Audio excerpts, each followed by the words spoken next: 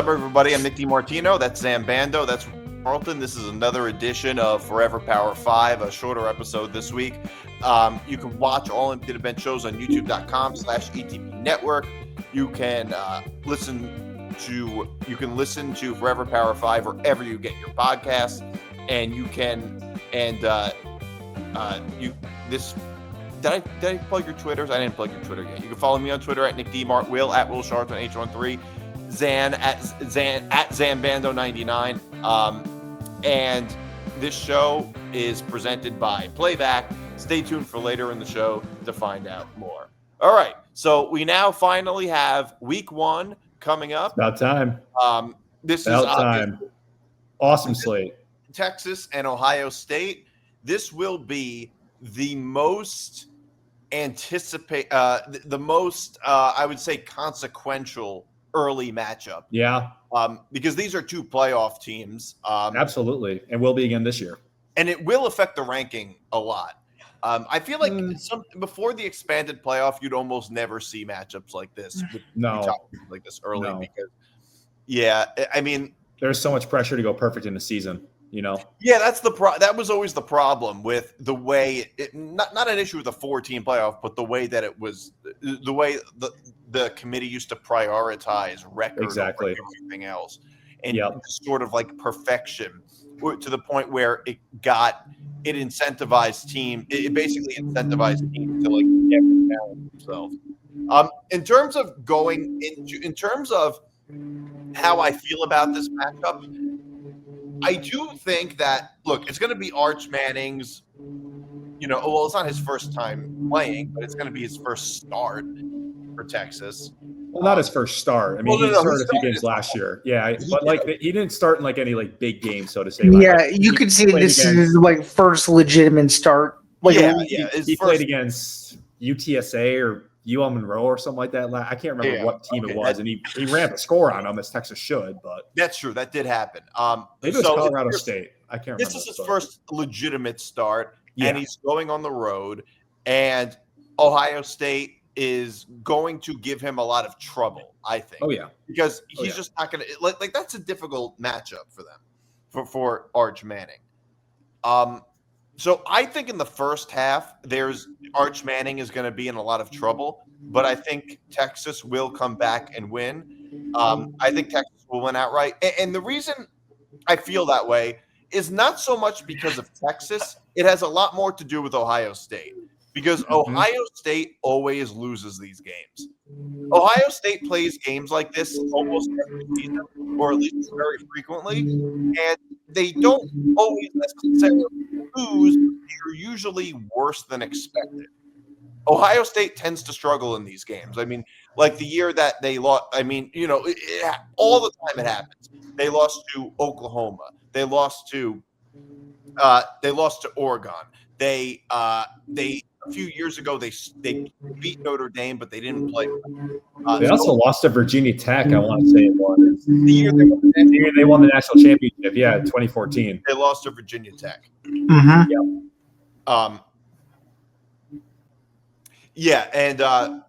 did lose to Virginia Tech. That was the year that they won the national championship. So I feel like Ohio State always seems to lose these games. That's why I really kind of like Texas. And I also think Texas probably is just more talented. I mean, look, now it's kind of a blank slate. We don't really know a ton about any of these teams. But right now, I really just think Ohio State is just going to lose. Not to mention, I think they might have a little bit of a national championship hangover. And the last time they won the national championship, Ohio State had a hangover. So I feel like the same thing's going to happen this time. Yeah, I can see it. I mean, I have this being the only loss on Ohio State's schedule the regular season before they would play a potential rematch against Penn State in the Big Ten championship game. I look at this game right here, and obviously Ohio State's Ohio State. They still have Jeremiah Smith, who probably should be one of the front runners for the Heisman Trophy alongside Arch Manning, obviously. So Ohio State's still Ohio State, but Julian Sayin also has never played a snap as quarterback, and obviously he should be good. He's an Ohio State quarterback. You should think that he's got some expectations to live. But how do we know? We don't know anything. We don't, and he's playing the number one team in the nation in his first ever start as a quarterback in college. So I think both teams are going to really feel each other out for a while. It might be a pretty slugfest, slow start, like a really low scoring first half. But I do think it's going to end up not being like the way Texas beat Michigan last year, because obviously they weren't Michigan as they usually were last year. But I do expect that it's going to be a really close contested game to start out. And I do like Texas to win outright here as well. I think it's going to be a really close game. Texas is going to score. I think they're going to be up by between like 1 to 4 points at some point, like the fourth quarter, and then a touchdown is going to be what kind of like gets the job done. So I could see like a final score of like 21 to 10 or 13 here. So I'm also going the under on this game too. I think that both these teams are really going to feel each other out the whole time. It's a week 1 game. You just don't really know what to expect from either side, but I got Texas in a win here and the under. Yeah, I like Texas to win the game too, but I'm going to have to slightly disagree with you and say that I actually think this is going to be a high-scoring affair. I think you're going to see a lot of offense in this game, and I think it's going to really start to pick up probably middle of the third quarter or so. And I think it's going to be one of those situations where, unfortunately for Ohio State, they'll have the ball at the end of the game with a chance to win, and they'll turn it over on downs. They'll probably lose by between 3 and 7 points, but I could see this game going into the 30s, as I think the feeling out process is going to be shorter than what you're predicting. I think it's going to be about a quarter or so. Okay. I agree with Will on this. I think it's going to be low scoring just because Arch Manning's first start on the road in a very difficult environment, and Julian Sayin, who is very unproven, we've never seen anything from him yet. It's going to be his first legit start against not just number one team in the country, but one of the best defenses in the country. But I think it's going to be low scoring mostly because of mistakes on offense and not necessarily because of amazing defense. And I think that the scoring will pick up a little in the second half, but I could see there being a whole lot of drives without any scoring, a whole lot of turnovers, a whole lot of I just think that's what I certainly think the first half is going to look that way. I would definitely go with the under 47.5. So I guess I guess we can record that as our picks. Me and Will under, Zan over. I'm willing to make. I also will say one final thing about this game. It's such a crime. It's not 1 versus 2. It really is. I mean, we couldn't have just made it 1 versus 2. Come on, AP. Like, why we got to put Penn State at 2 right now? Just put Ohio State at 2. The coaches did. Just do it yourselves. I mean, come on. You had a chance. You had a chance for this to be so perfect. You had a chance for it to be 1 versus 2 officially because we used the AP rankings, but we didn't. Who cares about the AP rankings anyway? They don't have any real power. Once the playoff rankings come out, it's a shame they don't come out to like week 8 or week 9, whatever it is. Yeah. So all right. So and just to clarify, we're all in unanimous agreement though that Texas wins the game. We are. Yep. Yes. All right. So Syracuse versus Tennessee. I need to fix that. I forgot the minus 13.5. Here you go. All right, so this is an interesting one. Yeah, Syracuse versus Tennessee minus 13.5. This is a neutral site game. Over under is 51.5. Will, you can start with this. Yeah. So obviously Tennessee has a lot of question marks heading into the season. They lost. I'm blanking out who the running back's name is last year, who was great for them. Can you remind me? I'm Samson. Yeah, Dylan Sampson. Yeah, Dylan Sampson. So they lose him, and obviously you lose Nico in the transfer portal. You bring in, and again I'm forgetting the quarterback from UCLA. It was like a trade. It was Nico Iliamava, or however you pronounce his last name. Now he's at UCLA. So there's a mystery of how the Tennessee offense is going to look. And Syracuse was a 10-win team last year. Syracuse was a 10-win team this year. So I'm actually on Syracuse to cover this 13.5. I do think Tennessee's going to win, but I do think Syracuse being a little disrespected here. This is a really solid team who had a really solid year last year. Like I said, I think Tennessee's going to win, but I do think Syracuse keeps it closer than a lot of people think. I'm not going to touch the over-under, though. So your pick is Syracuse plus. Yes. Okay. I do like him to cover 2 touchdowns, yeah. Nick D, what about you? I'll go last. Look, it's hard to say because I don't know a ton about Tennessee's new quarterback, which basically was, by the way, like a trade. Essentially, it was like the first college. Yeah, exactly. I don't know. I don't like Syracuse much. I mean, the reason Syracuse some seasons ends up winning a bunch of games is because their schedule is always atrocious. You know what? Part of me sees what you're saying, Will, which is that like, Syracuse should be able to cover this. But a lot of times the spreads that feel too easy to cover are the ones that end up getting blown out of the water the most. Oh, they could easily get blown out here. I mean, Tennessee's Tennessee. They were a playoff team last year, so they could easily get blown out. But I'm just saying, I think there's too many question marks to confidently pick Tennessee minus 2 touchdowns. I like Tennessee, and here's why. I feel like Tennessee is the type of team that, at least in recent years, starts off really strong, giving the impression like putting up winning by big margins and putting up really big offensive numbers in matchups that are fairly easy before teams have a lot of film on them, and just like they did last season. And I think that's going to happen again. I don't think Syracuse is that good of a team. I like Tennessee to cover the 2 touchdowns. 51.5. I'm not going to touch the over under. Yeah, that's a weird number. I don't like that one. Yeah, I'm not going to touch the over/under on this game either, but I'm with Nick D on this one.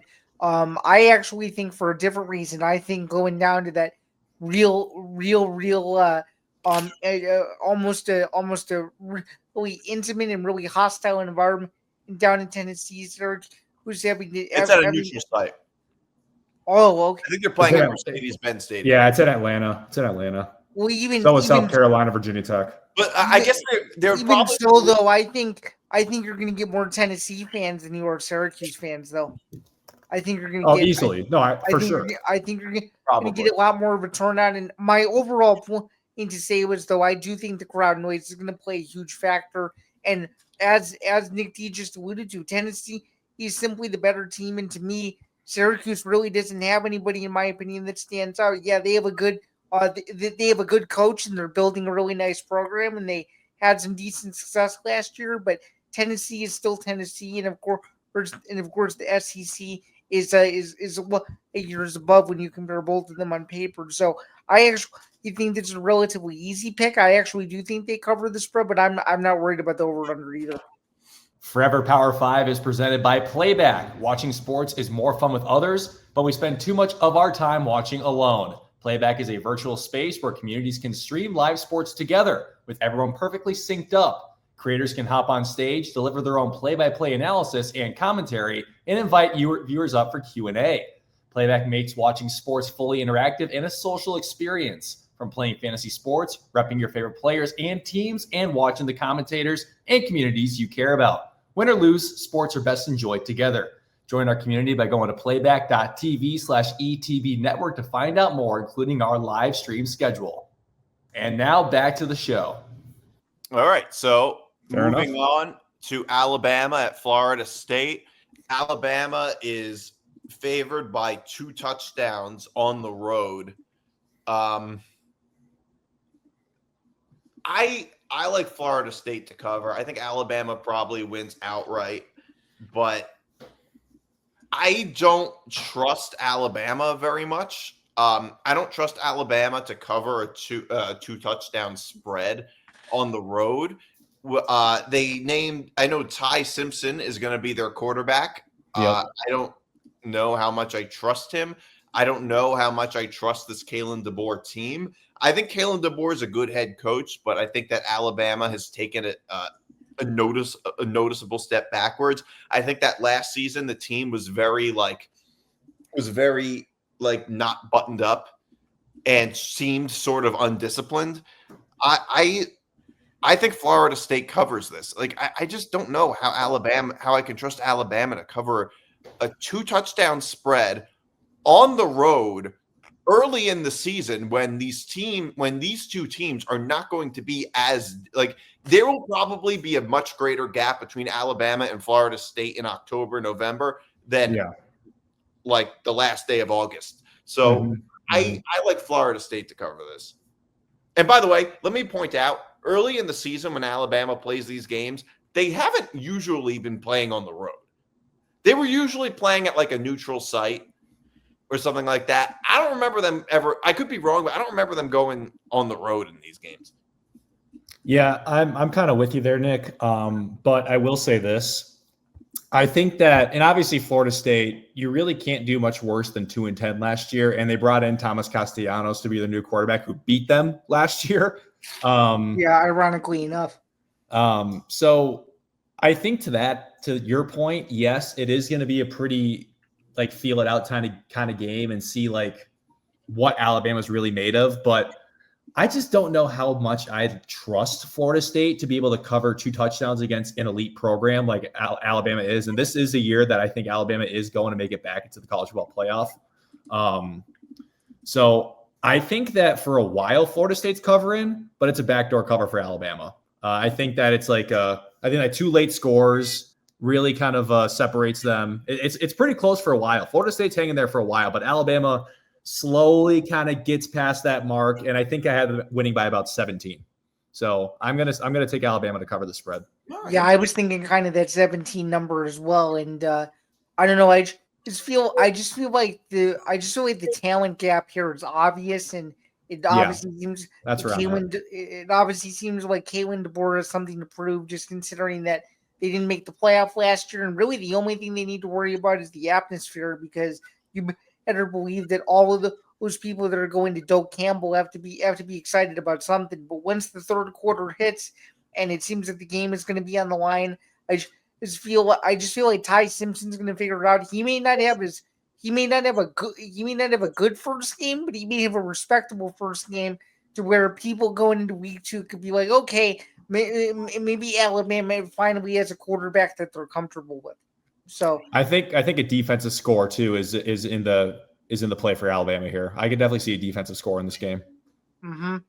I like Alabama to cover. I'm not interested in any of the totals, though. I just think it's too early in the season with these teams being so green that you just don't really know. You don't really know what you're going to get out of either of them. Yeah, agreed. All right, so LSU at Clemson. Clemson's giving 3.5, over under 57.5. I'll get to the total later, but like similar to how I feel about Ohio State, this is just a game that LSU always loses. Now I do like this matchup a lot on offense because it's a great matchup. Quarterbacks in college football. Oh yeah. And they're the most experienced too. Yeah. And my issue with LSU, the thing with LSU is that like Brian Kelly is always he always loses these opener games. And it's going to be tough going to Clemson to start off the season. And the other thing is just that like Garrett Nussmeier is oftentimes erratic down the stretch in a lot of these games. And I think he'll put up big numbers, but I just sometimes he's just a little bit erratic at certain, or at least he was last season. It doesn't mean it's going to continue all of this season. But the fact going on the road, Brian Kelly always seems to blow these games. And I just like Clemson to cover the 3.5, but I think it will be close. In terms of the total, I think it's actually going to go over. My pick is I'm with you. I think it's over too. Quarterback matchups. I mean, it's kind of a lot for an early season game, but I think it's going to go over. I can see both these teams putting up more than 30 points. Absolutely. I'm with you. Yeah. And I guess I'll kind of piggyback off that. I'm going to give an exact score prediction. I got Clemson 34, LSU 31. I think it's going to be a back and forth battle the entire time, and it seriously might be like a late game winning field goal, if not a literal game winning field goal for Clemson. These two teams are going to be battling back and forth the entire time. Both quarterbacks, which seems to happen pretty consistently. Right, yeah. So generally speaking, I do have this game being just neck and neck. It's going to be a total battle. It's going to be an awesome atmosphere in Clemson, South Carolina. It's going to be a great eye test for both these teams, but Clemson is the only team I have going undefeated in the regular season just because of their ACC slate as well. And I think this is going to be the big first win that they need to right the ship the rest of the way. So yeah, I got Clemson a really tight one. So I guess that means LSU covers technically. What was your prediction again? 34-31 Clemson. All right, so that's technically an LSU pick. Yeah. The way we do it is against the spread. All right, go ahead, Sam. That's a good thought. I expect the game to be relatively close too. I actually have Clemson winning by a touchdown. I just think it's one of those games where LSU finds a way to blow it as usual. Nussmeier probably makes a stupid decision, or Brian Kelly decides to simply call the wrong play, either on third or fourth down where he doesn't really know what he's thinking, or they waste a timeout that they shouldn't have, and it blows the whole thing up. And again, I just think Clemson is more well coached. They're a better disciplined team, and Brian Kelly again just seems to me like throughout his whole LSU tenure, he hasn't been able to win a single one of these games that he's supposed to. And this is another example. Yeah, good point. All right, so Notre Dame -2.5 at Miami. Will, I'll go to you first. I'll go last on this. Yeah, this is the one game of the schedule I have Notre Dame losing. I think that Miami is – I just think there's too many question marks with C.J. Carr, with Notre Dame naming him the starting quarterback. Jeremiah Love obviously should be one of the best players in the country.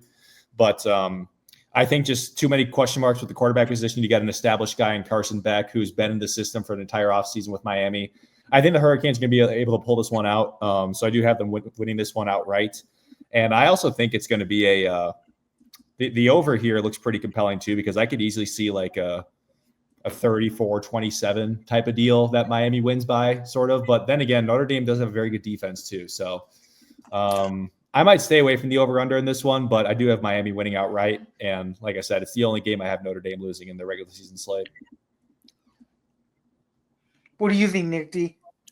I have to agree. I think that, like you said, I'm not a big Carson Beck fan. I don't think anybody really is, but I don't even think Carson Beck's a big Carson Beck fan. But I think that, look, similar to what I was saying, similar to like, what I was saying about Julian Sayin and Arch Manning and Ty Simpson.